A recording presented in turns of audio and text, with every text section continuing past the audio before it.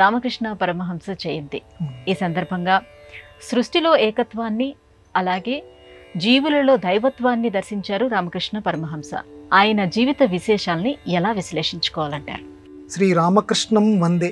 ఎవడు రాముడో ఎవడు కృష్ణుడో ఆయనే రామకృష్ణుడు. ఇద్దరినీ కలిపితే రామకృష్ణులుగా జన్మించారని పెద్దలు చెబుతూ ఉంటారు. అటువంటి మహానుభావుడు ఈ కలియుగంలో మనందరికీ తెలిసి మనలో చైతన్య దీప్తిని రగిలించినటువంటి ఆధ్యాత్మిక మహాపురుషుడు. ఆయన సృష్టిని ఏకత్వంగా భావించాడు, ఒకటే రకంగా భావించి పరవశించిపోయాడు. మొట్టమొదట ఈయన పేరు వాళ్ళ అమ్మగారు వాళ్ళు పెట్టింది చటోపాధ్యాయ చంద్రమణి దంపతులకి జన్మించారు రామకృష్ణులు. ఈ జన్మించిన తర్వాత ఆ చిన్నతనంలో జరిగినటువంటి ప్రకృతిని చూసి తాదాత్మ్యం చెందటం, సృష్టిలో ఏకత్వాన్ని తాను ఎలా దర్శించానో రామకృష్ణుడు పెద్ద అయిన తర్వాత చెప్పారు తన చిన్నతనంలో జరిగినటువంటి విషయం. అది ఇప్పుడు మనం ప్రస్తావించుకుందాం.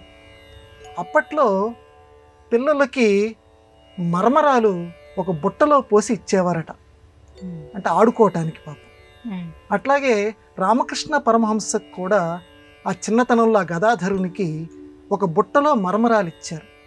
పొలం గట్ల మీద అలా నడుచుకుంటూ ఆ ప్రకృతి సౌందర్యం అది చూసుకుంటూ అలా వెళుతూ ఉండేవారు, ఆటలాడుకుంటూ ఉండేవారు.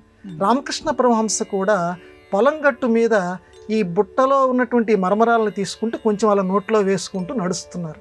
ఇంతలోకి ఉన్నట్టుండి కారు మేఘాలు కమ్ముకున్నాయి, నల్లటి మేఘాలు, అంటే వర్షం వచ్చేటట్లుగా.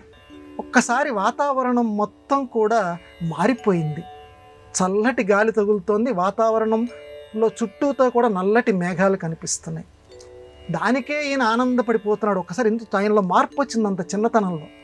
6వ సంవత్సరమో 7వ సంవత్సరం ఆయనకి అప్పుడు. అది ఆ చిన్నపిల్లవాడిని అసలు మనం ఊహించలేము.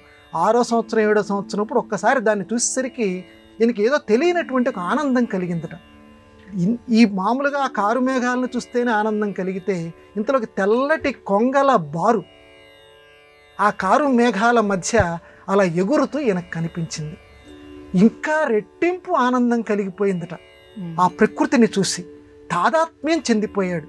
అంటే అది చెందాలి అంటే మన మనస్సు ఎంత పరిశుద్ధంగా ఉండాలి. పెద్ద అయిన తర్వాతే మనకు అటువంటి సమాధి స్థితి రావటం చాలా కష్టం. కానీ 6వ సంవత్సరంలో ఆ చుట్టూతో ఉన్నటువంటి ఆ మధురమైనటువంటి ఆ అందమైనటువంటి ఆ ప్రకృతి దృశ్యాన్ని చూసి మైమరచిపోయి ఆ ఆనందాన్ని తట్టుకోలేక, ఆ పారవస్యాన్ని తట్టుకోలేక స్పృహ తప్పిపోయాడు. అంటే ఆనందం అంత అధికమైపోయింది విపరీతంగా. ఎందుకంటే ప్రకృతిని అంతగా ఆరాధించాడు, ప్రకృతిలో సౌందర్యాన్ని అంతగా గ్రహించాడు. తర్వాత ఎవరో తెలిసినటువంటి వాళ్ళు ఆ చిన్న పిల్లవాడిని ఇంట్లోకి తర్వాత తీసుకొచ్చారు. ఇలా జరిగిందని చెప్పి తర్వాత మా అమ్మగారు నాన్నగారు నాకు చెప్పారు. అంత చిన్నప్పుడే ప్రకృతిని ఆస్వాదించటం, ప్రకృతి సౌందర్యాన్ని నాలో నింపుకోవటం అనేటువంటి లక్షణం అమ్మ నాకు అలవాటు చేసింది అంత చిన్నతనంలో. అందువల్ల ప్రతి వాళ్ళకి సృష్టిని అభిమానించటం నేర్చుకోవాలి. సృష్టిలో ఉండేటువంటి సౌందర్యమే భగవత్ సౌందర్యంగా మనం భావించాలి.